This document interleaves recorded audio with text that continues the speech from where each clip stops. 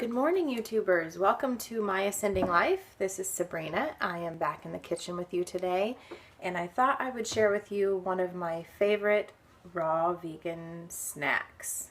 I call it candy because it is.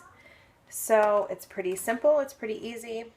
Most things I eat are. That's why I tend to not make many videos, because everything I make is so simple. But this is something I shared with friends over the weekend and they really loved it, and so I thought I would share it with you today. And it's pretty simple. We have dates and we have my favorite nut butter. Whatever your favorite one is, you can use. And I literally pit the date,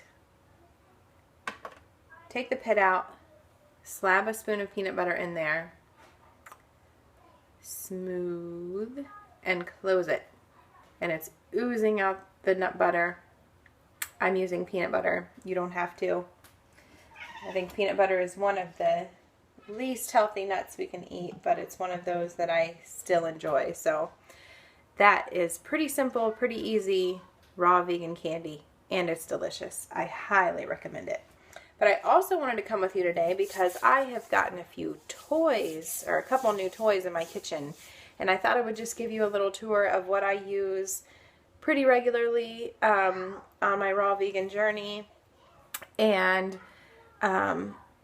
ones I've been wanting for so long and I'm so glad I had. So the first one I have to mention is my Blend Tech. I'm going to take the phone and move it here and let you. So here's my Blend Tech, and I love this machine so much. I use it for so many things, from smoothies to making creamy sauces, dressings, cheeses, whatever. Whatever I have, it will blend to smooth. Also, sometimes if I'm wanting something warm, this will, as you can see, it actually has a setting that says hot on it. So it will actually heat things up because the blade will turn so fast that it will heat things up, and that is so nice in the wintertime. And I just use my trusty temperature gauge and monitor that. So that's probably my favorite kitchen appliance that I couldn't live without. Next, I just got this Breville juicer. I've only used it one time so far. It is not a high-end juicer, but I have had pretty awful juicers in the past, and my pulp has always been extremely wet, and so it was so nice to get this. And I juiced apples the other day, and the pulp that came out over here was so dry, it was like sawdust. So I was very happy about that. And then next, my husband was so nice as to get me an Excalibur dehydrator for Christmas. I was more than excited about this thing. It was like 1,000 Christmas mornings. Even though it's not Christmas yet, I got to open it early. But I'm very excited about it. I have already been busy. Up here, I have spinach wraps in here. I have gingerbread cookies in here.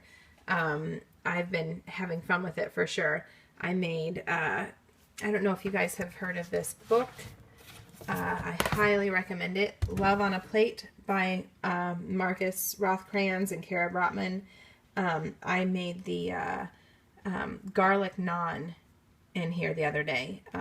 It was amazing. I actually think I'm going to use that as a, I actually ended up using it as a tortilla, and it was so thick, so satisfying. The flavor was amazing. It was delicious. If you don't have this book, I highly recommend it. If you don't have this Excalibur and you are ready to make an investment, because this is $200, $199, but this is the 9 tray. This is the, I don't know, there was like a lower one that was $169 or something, and this one was $199, and it's supposed to have better parts and last longer. So I thought it was worth the investment. So I am pretty happy to have that in my life, and excited to see what cool creations I'll be able to make in that. And as I perfect those, I will start doing more videos I've had trouble making the spinach wraps and them not having lots of holes in them, so I'm still working on that. Let's see here. So another tool that I use in my kitchen, you can probably see over here, is my Ninja blender. I love this, or food processor, sorry. I bought this way before the BlendTech, and when I had just been introduced to raw foods, and I was very excited about it. It was a great blender. It was better than, you know, a $20 blender you buy at Walmart or something. It was definitely more high-end than that. I was able to get a lot more smooth consistencies. So it came with the blender and the food processor and little smoothie cups, and I was very excited to have that. And it worked great. It really did, but the blender, when I really started eating more raw foods, it just couldn't get things smooth like the BlendTech can, and it definitely can't heat anything to make any warm soups or anything like that. So that's when I upgraded to the BlendTech, but I've still kept that as my trusty food processor. It does a great job. I think it's better than most of the cheaper food processors, so I'm happy to have that. Anyway, if you notice if I look a little different today, I am not wearing glasses. I have been on this raw food journey trying to heal so many different things, but one of the things that started me on this journey to going vegan and then going raw was just a year ago,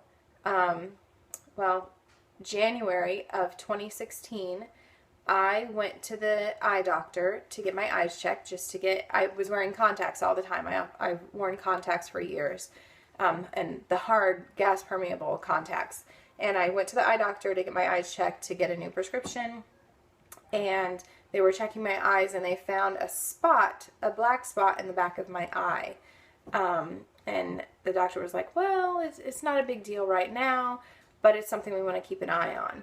And I was, out of curiosity, I always want to know, I was like, okay, what are we keeping an eye on it for? Like, what's worst case scenario? What are we hoping this doesn't turn into? And he said that it would be a cancer, like a melanoma.